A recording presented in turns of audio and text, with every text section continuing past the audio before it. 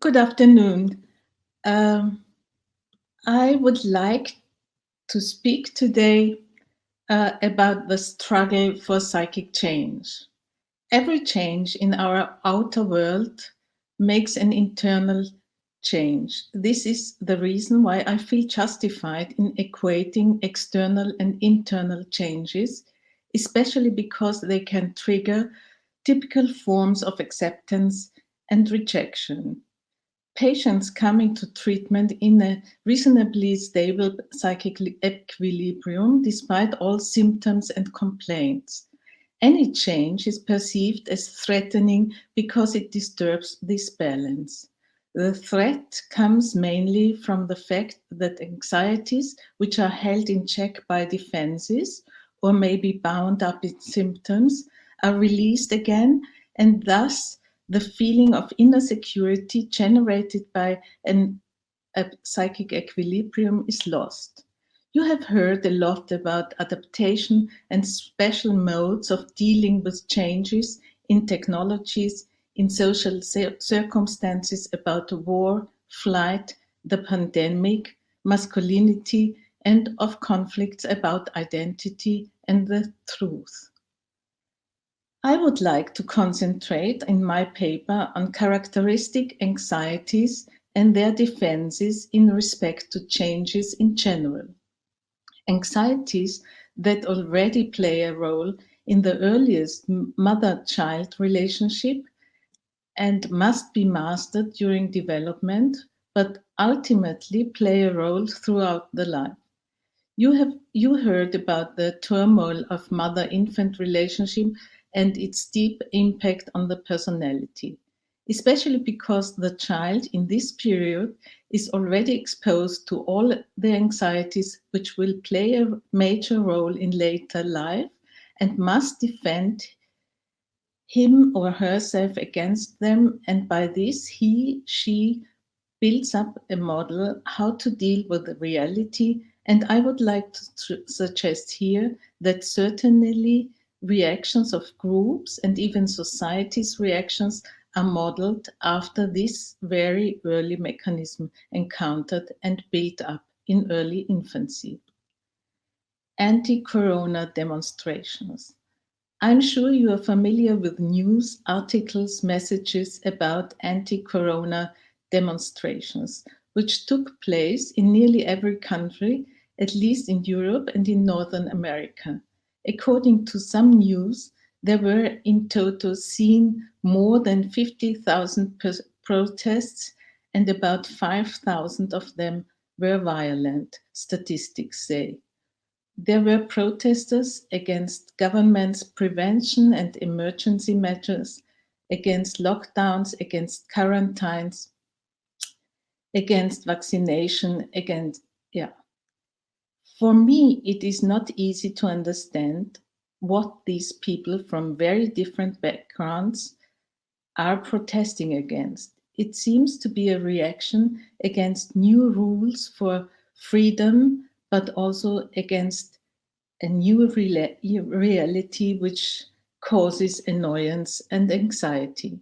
The protesters seem to refuse to adjust to any change by denying reality and seem to be especially suspicious of any scientific findings or knowledge, while following all sorts of theories and beliefs, which shows that there is a strong wish for security and at the same time a deep mistrust in institutions, scientific, medical, and political. To adjust to new realities, internal and external, is one of the main features we must master from the beginning of our development. These constant and indispensable adjustments promote development and psychical growth, but can also lead to developmental stops and undesirable developments.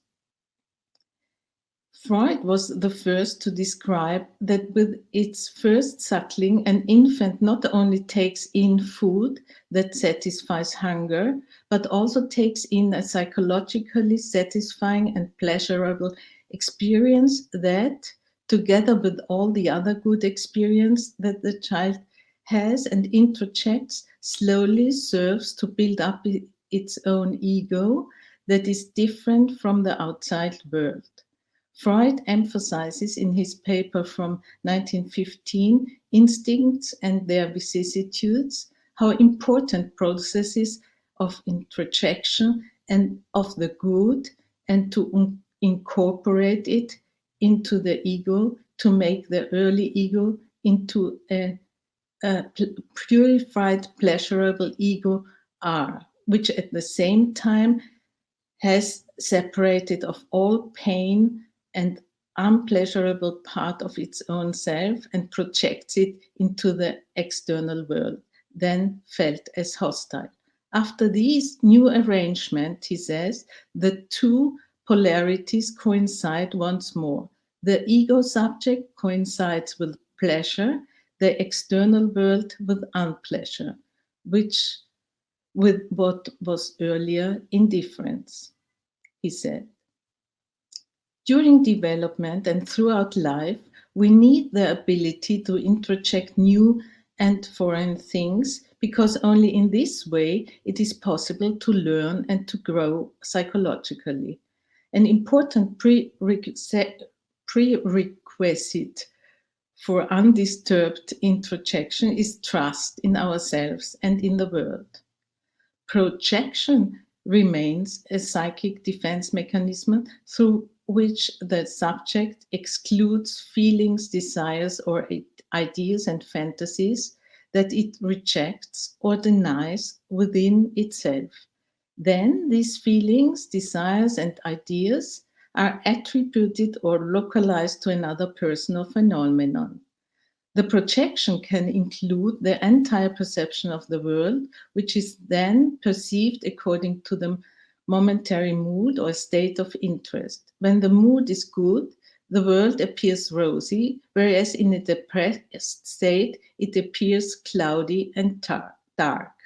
Selective perception determined by the subject's state of interest is also based on the psychic mechanism of projection. With this, Sigmund Freud sees projection as a fundamental process for contact with the world and the construction of the individual psyche. In the context of normal thinking and in everyday transference events, for example, when someone projects the image of their father onto their boss, the term acquires a deeper meaning when it is applied to processes by means of one's own characteristics, desires, judgments, or opinions are attributed to others. A racist, for example, will project his faults and unacknowledged inclinations onto the despised group and reject them there.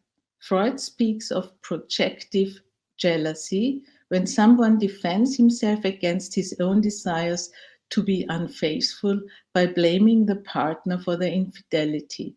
In doing so, he turns away from his own unconscious and towards that of the other. While Freud recognized the drives as the motors of psychic development and describes various defense measurements that served to cope with the advancing development of drives and thus to build up an independent psyche, Melanie Klein, another pioneer of psychoanalysis, especially of child psychoanalysis, was primarily concerned with the anxieties that accompanies the effect of drive as the motor of development. She draws her conclusion from the analysis of adults and children. She follows Freud's drive theory by concentrating on the death drive, and she assumed that the death drive is effective from birth and is directed against life and development. In order to survive and develop, the death drive has to be projected outwards. With this, the hatred is no longer located inside, but is perceived as hostility from the outside. In this way, like Freud already found, but hasn't connected to the death drive then, an inner world is distinguished from an external one, and objects are categorized as bad objects that persecute from outside, those who provide warmth and nourishment are located as good objects within the self. This attitude, which she calls the paranoid schizoid position, characterized by unconscious fantasy of persecutors projected into the outside world and the division of the world into good and bad objects, is set by Melanie Klein at the earliest age of the infant. A major developmental task of the child is to gradually abandon the division of the world into good and bad, and to endure that both the self and the world have good and evil parts that must be gradually integrated to perceive both a complete self and a complete world. This integration is only possible if the loss of the ideal good world can be mourned appropriately, and the realization that there are also aggressive, destructive elements within oneself that generate feeling of guilt can be endured. This attitude of harboring aggression towards beloved objects with unconscious fantasies of having destroyed them and being guilty accordingly is what Melanie Klein calls the depressive position, which replaces the paranoid schizoid position. The ability to mourn sets in, and at the same time, as a result, separation, autonomy, and growth are possible. The positions described by Klein are characterized by certain fears and by typical defense mechanisms. In paranoid position, fears of threat, persecution are predominant, and the main defense mechanism used are projection, idealization, splitting, and projective identification.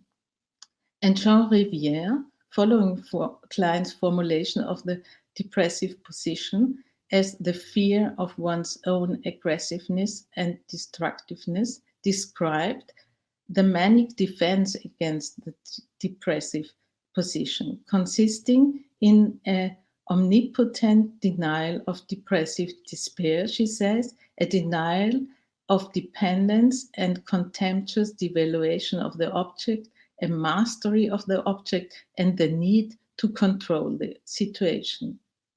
But as early as 1946, Melanie Klein begins to distinguish between a developmentally normal and a psychotic paranoid schizoid position where projective identification is predominant.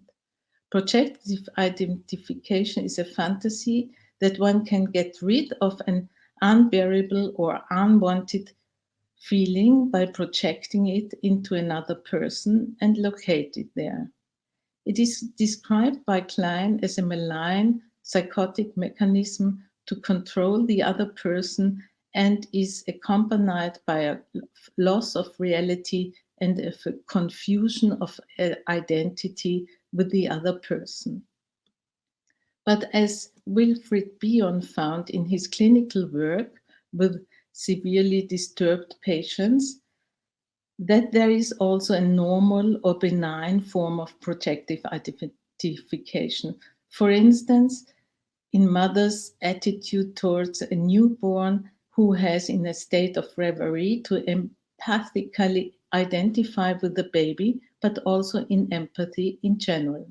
When one talks of putting oneself in someone else's shoes, this is a description of projective identification, with experiencing part of oneself that is inserted in others to gain understanding of their experience.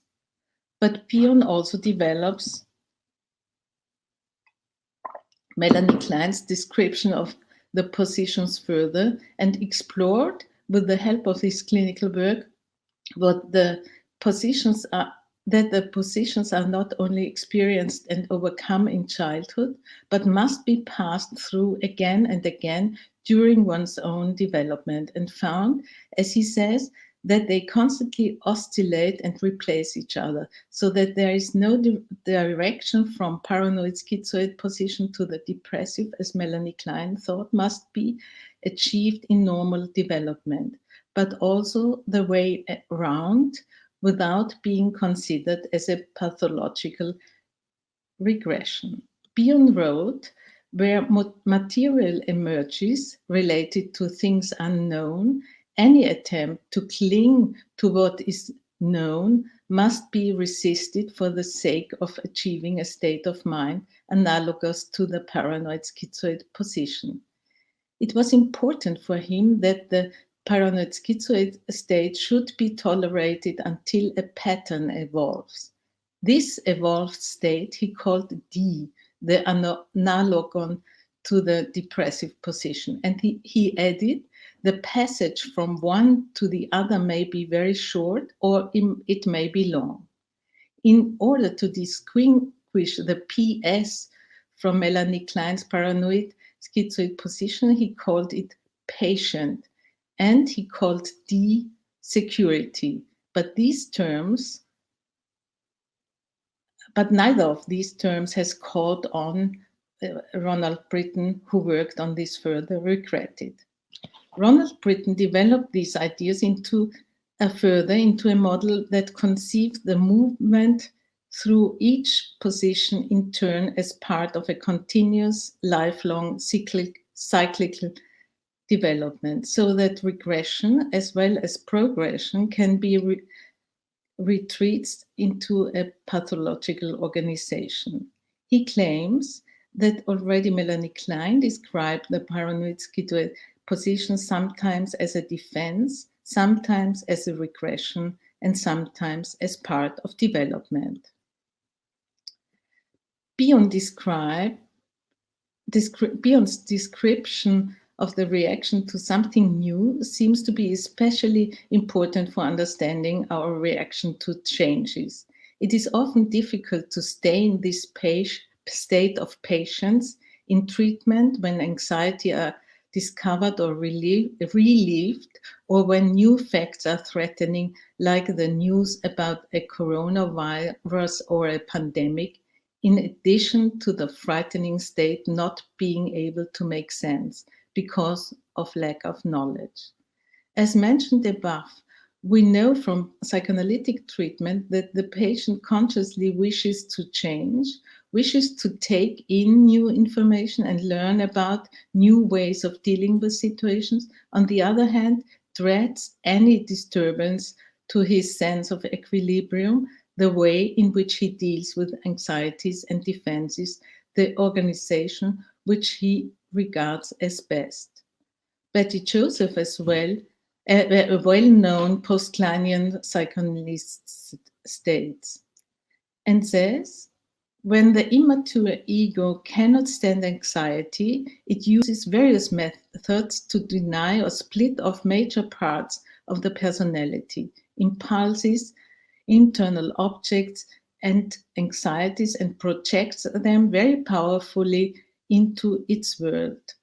In the analysis, we find the various parts of the self being projected into the analyst, leaving the patient emotionally out of contact with himself and distorting his vision of the analyst. But most importantly, in certain threatening circumstances, these defenses belonging to the paranoid schizoid position are activated also outside a therapeutical process. This regression into an earlier way of functioning goes along with projection of fantasies, anxieties, and defenses are directed toward the outside world, and with this, an accordingly distorted vision is of the surrounding world could make even more anxious and threatened. But since regression to earlier states is a general and occasionally indispensable phenomenon, it needs a differentiated consideration. For example, it is indispensable for the capacity for creative or artistic production to have immediate and relatively easy access to unconscious fantasies, also from earliest development, because only by this creativity seems to be possible. Ronald Britton made important observations. He distinguishes between a normal paranoid schizoid position, which must necessarily be passed through in development, and a pathological paranoid schizoid position, which is described by Klein in the context of treatment. He formulates an extended version of pathological progression and regression by postulating that development proceeds from a normal paranoid schizoid position to a normal depressive position, after which a new phase of insecurity, means a paranoid schizoid position, opens up, which is coped with by a depressive position of hope, thus becoming a normal but new depressive position with new knowledge. This depressive position, normally for the present moment, then is replaced by another PS position through curiosity, new knowledge, or new information. If this cycle is interrupted, for example, when new situations or new knowledge are perceived as too disturbing or unsettling, the situation of insecurity and incoherence is transformed into a ready-made, previously espoused, coherent belief system with a desire to end the state of insecurity and fear of fragmentation. This pathological depressive position is a state of defense that seems to resemble the depressive position in its coherence, self-cognizant mode, and moral rectitude, but is without anguish and without sense of loss. Though it is sometimes hidden, there is always some degree of omniscience in the pathological depressive position. It is an omniscient belief system on the basis of dogma or delusion associated with manic or melancholic mood. And it is in sharp contrast to depressive position described by Melanie Klein and Hannah Siegel, which encompasses development in object relations, in relationship with the reality, in the capacity to which distinctions between internal and external, and it describes crucial developments in the cognitive and moral spheres. The development from paranoid schizoid thinking to depressive position thinking means a movement from lex talionis to reparation, and this move also makes symbolic thinking possible, which gives it a reparative power and an aesthetic value. The pandemic produced interesting phenomena, which interested me also in connection with the rise of right-wing populistic movements. I then postulated that social media platforms like Facebook, Twitter, Instagram, Telegram, etc., are able to form large groups or masses which seem to have some characteristics Freud already described in his group psychology and ego analysis. Research into the clique dynamics show that especially anger and anxiety can be used to collect a huge number of followers who can be influenced and emotionalized easily. These groups can work as basic assumption groups, like Bion says, where powerful emotional mental activity based on various basic assumptions are predominant. In case of the corona pandemic, it seems to be mainly the fight-flight basic assumption. These basic assumption groups depend on whether the individual has valencies for a sudden involuntary connection with another individual sharing a basic assumption and acting on it. They can be exploited by leaders in social media platforms, especially because, as Bion said, the participation in basic assumption mental activity requires no training, experience, or mental development. It is instantaneous, inevitable, and instinctive. And we witness at the moment what Bion underlines, that it is very difficult to convince a basic assumption group of a perspective which doesn't match the basic assumption.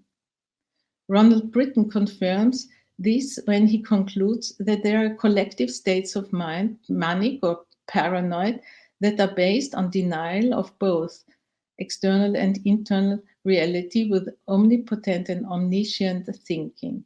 And he says that groups of normal neurotic people can readily, collectively adopt psychological positions, the extremity of which is in the individual would be regarded as psychotic. The common feature of these two different reactive attitudes would be denial of reality and the omnipotence of thought. In the paranoid case, domestic aggression and guilt would be denied and projected into foreign forces. In the manic case, helplessness, human limitation, and the reality of immutable conflicts are denied. End of quote. In both cases, the additional wish is to deny complexity and assert simplicity.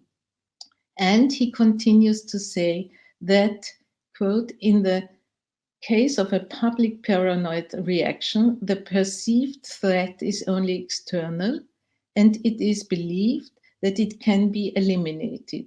In the public manic reaction, the perceived threat is only internal, and it is believed that it can be overcome by self-resolve and self-regard.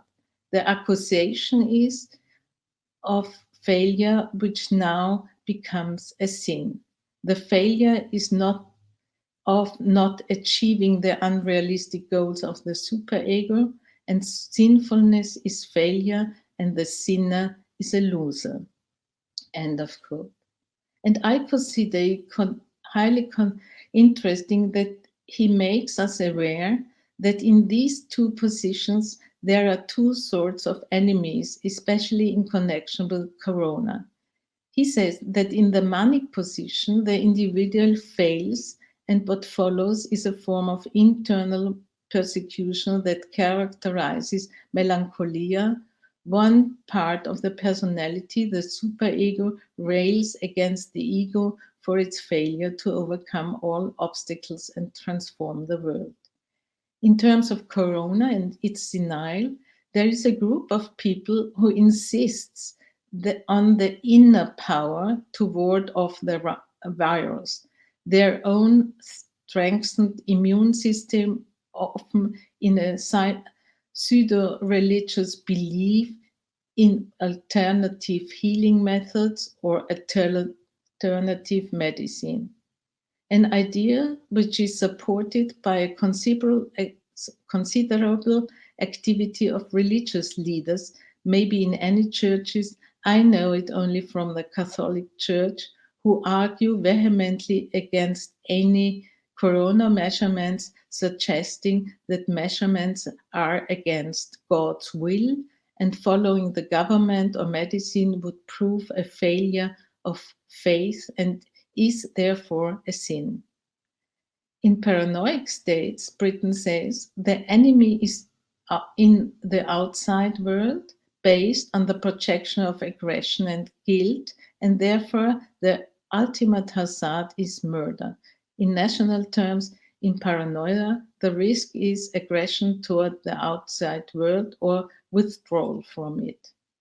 The British newspaper Guardian reported in April 2020 that a wave, I quote, a wave of planned anti-lockdown demonstrations have broken out and around the country to protest against the efforts of state governments to combat the corona pandemic with business closures and stay-at-home orders have included far-right groups as well as more mainstream Republicans. While protesters in Michigan, Ohio, Kentucky, and other states claim to speak for ordinary citizens, many are also supported by street fighting right-wing groups like the Proud Boys, conservative armed militia groups, religious fundamentalists, anti-vaccination groups, and other elements of the radical right. April 17th, 2020. And we know that a considerable big movement grew out of this activity where social media platforms played an important role in spreading fake news in order to heighten anxiety and to make people even more willing to take the opportunity to be active against the pandemic, which leaves us all helplessly exposed to it, especially at the beginning. And Britain, most importantly, said, we all entertain persecutory and depressive anxieties privately in our daily lives from time to time, and in our dreams, we entertain psychotic anxieties. There may be times when they interfere in our relationships with ourselves and others. However, unless we become more seriously disturbed, they do not claim all our attention or gain the status of knowledge and shape all our thinking, as they do in psychological illness. But as a group, because we can substitute shared fantasies for reality testing, we develop more absolute belief systems and can become prey to collective paranoid or depressive delusions.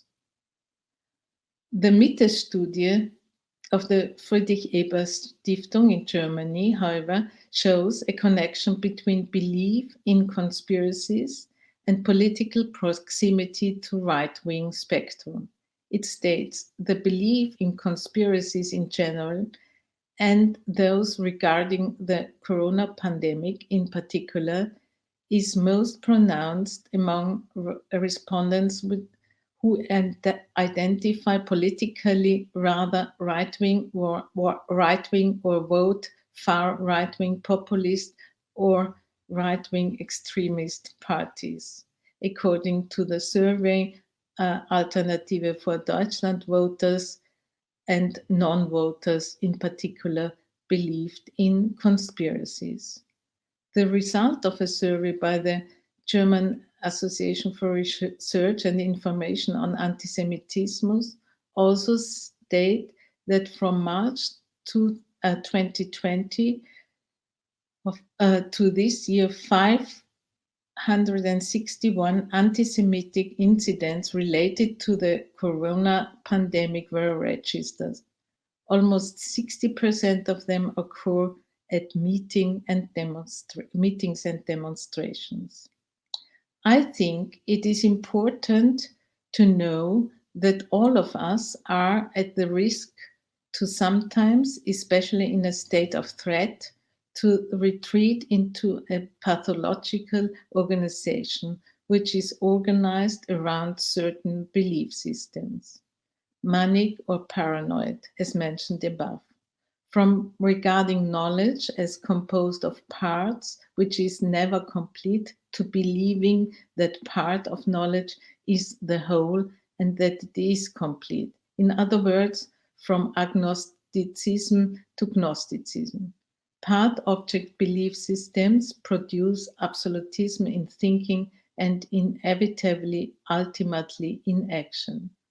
Corona deniers seem to use their channels and the mass created by them to stir up persecutory anxieties and threats, and then pretend they can assess and eliminate the threat and provide security.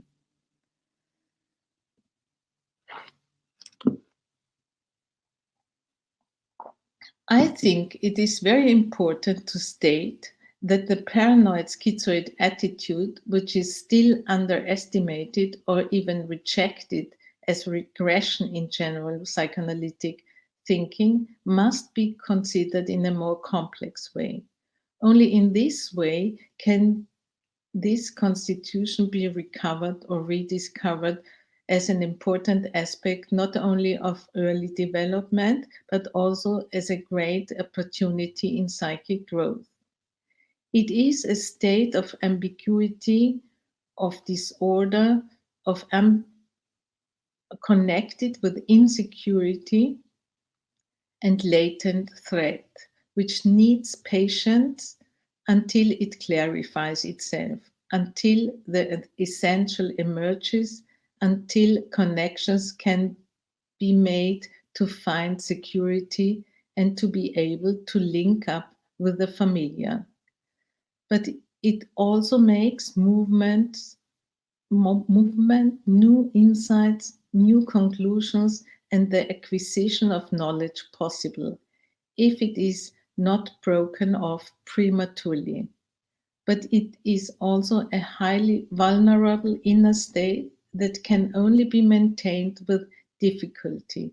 And every attempt from outside that promises to bring clarity into the perceived chaos simply views certainties, doubtless insights, and beliefs are accepted with great reliefs. And it is precisely this state of insecurity, which is inseparable from internal and external change, that can be easily exploited through false promises. I think we can deduce two different ways of false security, used as propaganda by different groups united in fighting and denying corona, which resemble the pathological depressive solution Bion talks about, and the paranoid schizoid one, which seems to be louder and more familiar. On the one hand, the introjective, guilt producing rhetoric of certain religious and pseudo religious circles would emphasize the individual's weakness or sin, thus putting him under pressure and proposing appropriate solutions. Returning to corona deniers, it seems quite clear to me that above all certain movements and right-wing or extreme right-wing groups use their channels and the masses they create to pretend that they can assess and put an end to the security and fear by embedding it in a closed conspiracy theory of external enemies that gives the security of being among the insiders. Thank you very much. I'm looking forward to the discussion. Bye.